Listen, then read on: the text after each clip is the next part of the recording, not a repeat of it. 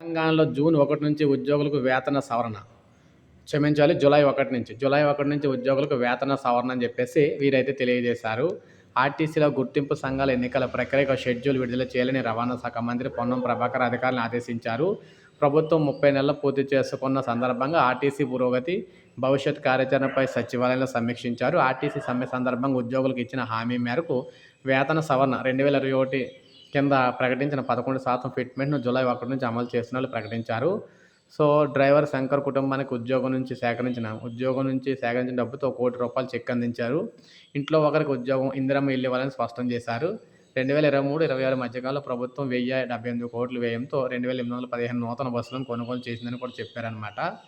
So, ఉద్యోగులకు సంబంధించి ఎంతవరకు చేయాలో అంతవరకు చేస్తాం.